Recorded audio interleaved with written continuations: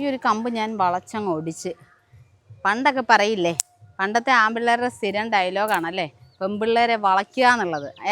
നമ്മൾ പറഞ്ഞു വന്നത് വേറൊന്നുമല്ല, പെൺപിള്ളേരെ വളയ്ക്കുന്ന കാര്യമല്ല. ഒരു മരത്തെക്കുറിച്ച് ഞാൻ കഴിഞ്ഞ 2 ദിവസങ്ങളിലായിട്ട് ഇപ്പോൾ വീഡിയോ ചെയ്യുന്ന മൊത്തം നമ്മുടെ കല്യാണവുമായി ബന്ധപ്പെട്ടിട്ടുള്ള വീഡിയോസാണ്. അപ്പോൾ അതുകൊണ്ടാണ് അതിനൊക്കെ പണ്ട് കാലങ്ങളിൽ ഉപയോഗിച്ചിരുന്ന ചെടികളെ ഞാൻ പരിചയപ്പെടുത്തിക്കൊണ്ടിരിക്കുന്നത്. ഇപ്പോൾ കഴിഞ്ഞ വീഡിയോയും അങ്ങനെ തന്നെ ആയിരുന്നു. അപ്പോൾ ഇന്നത്തെ വീഡിയോയും അത് തന്നെയാണ്. അത് വേറൊന്നുമല്ല, നമ്മളത് കല്യാണത്തിലെ ഡെക്കറേഷൻ ചെടിയായിരുന്നെങ്കിൽ ഇന്ന് നമ്മൾ പരിചയപ്പെടുന്ന കല്യാണ വീട്ടിലെ പന്തൽ മരമാണ്. പന്തൽ മരത്തിൻ്റെ ആ ഒരു ചട്ടക്കൂട് നിർമ്മിക്കാൻ ഉപയോഗിക്കുന്ന മരത്തെയാണ് നമ്മളിന്ന് പരിചയപ്പെടുന്നത്. അതുകൊണ്ട് തന്നെയാണ് അതിൻ്റെ പേരെന്ന് പറയുന്നത് പന്തൽ മരം എന്നാണ് കേട്ടോ. ഇതാണ് ആ ഒരു മരം. ഒരുപാട് വലിയ വലിപ്പം വയ്ക്കുന്നതല്ല, പക്ഷേ ഇതിൻ്റെ ഏറ്റവും വളരെ എടുത്ത് പറയേണ്ട ഒരു പ്രത്യേകത എന്ന് പറഞ്ഞാൽ, നമ്മൾ ഈ സാധാരണ ഒരു കമ്പ് ഒടിക്കുമ്പോൾ ഇങ്ങനെ വളയ്ക്കുമ്പോൾ തന്നെ ഇതങ്ങ് ഒടിഞ്ഞു പോകും. പക്ഷേ ഇതിൻ്റെ ഒരു പ്രത്യേകത എന്ന് പറയുന്നത്, നമ്മൾ ഈ ഒരു മരം ഇങ്ങനെ വളച്ചു കഴിഞ്ഞാൽ നമുക്ക് ഫ്ലെക്സിബിൾ ആണ് എന്നുള്ളതാണ്. ഇതിൻ്റെ വലിയ കമ്പായാലും ചെറിയ കമ്പായാലും നമ്മളിങ്ങനെ എത്ര വലിച്ചാലും വളഞ്ഞ് നമുക്ക് ഫ്ലെക്സിബിൾ ആയിട്ട് കിട്ടും എന്നുള്ളതാണ് ഈ മരത്തിൻ്റെ പ്രത്യേകത. അതുകൊണ്ടാണ് കല്യാണത്തിനൊക്കെ ഇത് യൂസ് ചെയ്യാനുള്ളൊരു കാരണം കല്യാണ പന്തലൊക്കെ ഇടുമ്പോൾ അതിൻ്റെ ചട്ടക്കൂടായിട്ട് ഉപയോഗിച്ചുകൊണ്ടിരുന്ന ഇതിൻ്റെ കമ്പുകളാണ്. അതേപോലെ തന്നെ ആണിയൊക്കെ അടിച്ചു കഴിഞ്ഞാൽ, നമ്മൾ ചെറിയ ബാക്കിയുള്ള മരങ്ങളൊക്കെ ആകുമ്പോൾ ആണി അടിക്കുമ്പോൾ പച്ച കമ്പിൽ അടിക്കുമ്പോഴത്തേക്ക് അത് വിണ്ടുപോകും.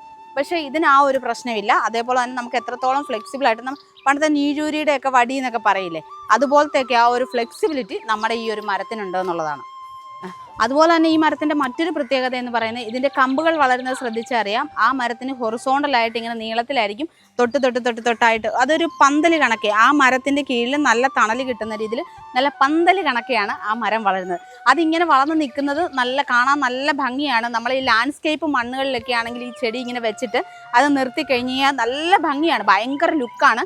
ഈ നമ്മുടെ തേയില ചെടികൾക്കിടയിലും അതേപോലെ തന്നെ ഹൊറിസോണ്ടലായിട്ട് ചെറിയ പൈനാപ്പിൾ ചെടിയൊക്കെ വയ്ക്കുന്നിടത്തും അതേപോലുള്ള ഏരിയകളിലൊക്കെ വയ്ക്കുന്ന സമയത്ത് ഈ ചെടി ഇങ്ങനെ ഈ ഒരു രീതിയിൽ നിൽക്കുന്നത് കാണാൻ ഭയങ്കര ഭംഗിയാണ്. അതേപോലെ ഇതിൻ്റെ ഇലകൾക്കാണെങ്കിലും നല്ല പച്ച കളറാണ്. നമ്മൾ ഈ പണ്ടത്തെ കൊട്ടങ്ങ എന്നൊക്കെ കേട്ടില്ലേ, അതിൻ്റെ ഇലകളുമായിട്ട് ചെറിയൊരു സാമ്യം ഇതിൻ്റെ ഇലകൾക്കുണ്ട്. കുറച്ച് നീളമുള്ള ടൈപ്പ് ഇലകളാണ്. ഇതിലുണ്ടാവുന്ന ഒരു മഞ്ഞ പച്ച കളർന്ന പൂക്കൾ, അതിങ്ങനെ കമ്പുകളിൽ ഇങ്ങനെയുള്ള ഹൊറിസോണ്ടലായിട്ടുള്ള കമ്പുകളിൽ തൂങ്ങിയായിരിക്കും പൂക്കൾ ഉണ്ടാവുക. പിന്നെ ഇതിൻ്റെ കായയുടെ പ്രത്യേകതയാണ് നമ്മൾ കൂടുതലായിട്ടും എടുത്തു പറയേണ്ടത്. ആ കായയുടെ പ്രത്യേകത എന്ന് പറഞ്ഞാൽ, നമ്മൾ ഒരു ഫിംഗറിൻ്റെ ഷേപ്പിലാണ് ഇതിൻ്റെ കായ ഇരിക്കുന്നത്. അപ്പോൾ അതുകൊണ്ട് തന്നെ ഇതിനെ മലബാർ ഫിംഗർ സോപ്പ് എന്നാണ് അറിയപ്പെടുന്നത്. നമ്മുടെ പശ്ചിമഘട്ട മേഖലകളിലൊക്കെ ഉൾക്കാടുകളിലും ഒക്കെ ധാരാളമായിട്ട് വളരുന്ന ഒരു ചെടിയാണ്. നമ്മുടെ ജൈവ വൈവിധ്യം നിലനിർത്താനും അതേപോലെ തന്നെ മണ്ണൊലിപ്പിനെയൊക്കെ തടയാനും ഒക്കെ പറ്റുന്ന നല്ല ഒരു ചെടിയാണ്.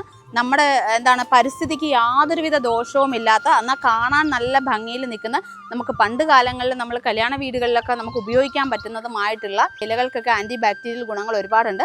അപ്പോൾ അതേപോലെ തന്നെ ഒരുപാട് ഉപയോഗങ്ങളും ഗുണങ്ങളും ഉള്ള, പണ്ട് കാലങ്ങളിലൊക്കെ നമുക്ക് കല്യാണ വീടുകളിലൊക്കെ ഒഴിച്ചുകൂടാൻ പറ്റാതിരുന്ന അത്രയും ഉപയോഗമുള്ള ഒരു ചെടിയായിരുന്നു നമ്മുടെ ഈ പന്തൽ മരം എന്ന് പറയുന്നത്.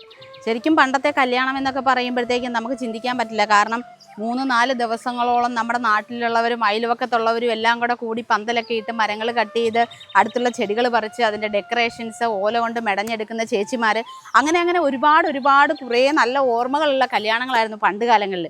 ഇപ്പോഴത്തെ കല്യാണം എന്ന് പറയുന്നത്, നമ്മളൊരു ആളെ വിളിക്കുന്നു, അവർ ബാക്കി സ്റ്റേജ് വർക്കുകൾ ചെയ്യുന്നു, ഫുഡ്, എല്ലാ കാര്യങ്ങളും അവരുടെ നിയന്ത്രണത്തിലാണ്. ഒരു പെണ്ണൊരുങ്ങുന്നത് അല്ലെങ്കിൽ ഒരു ചെറുക്കൻ ഒരുങ്ങുന്നത് വരെ അവരുടെ നിയന്ത്രണത്തിലാണ്, ഇവൻറ്റ് മാനേജ്മെൻറ്റുകാരുടെ.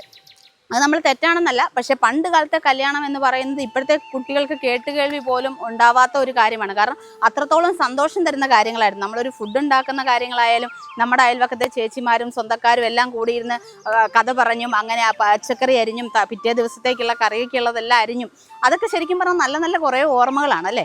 അപ്പം നമ്മൾ ഈ ഒരു മരത്തെ പരിചയപ്പെടുത്താനുള്ള കാരണം എന്ന് പറയുന്നത്, ഇപ്പോഴത്തെ കുട്ടികൾക്ക് പണ്ട് കാലത്തെ കല്യാണങ്ങൾ എങ്ങനെയായിരുന്നോ, പക്ഷെ അവർക്ക് അതിലേക്ക് പോകാനുള്ള താല്പര്യം ഉണ്ടാവില്ല. പക്ഷെ നമ്മൾ ഈ ഒരു കാര്യം പറയുന്നെന്ന് പറഞ്ഞു കഴിഞ്ഞാൽ, ഇപ്പോഴത്തെ കാലത്തെ കല്യാണത്തിൽ നിന്നും പണ്ടത്തെ കാലത്തെ കല്യാണത്തിന് എത്രത്തോളം കഷ്ടപ്പാടുണ്ടായിരുന്നു എന്നുള്ളത് കൂടി മനസ്സിലാക്കാൻ വേണ്ടിയാണ്.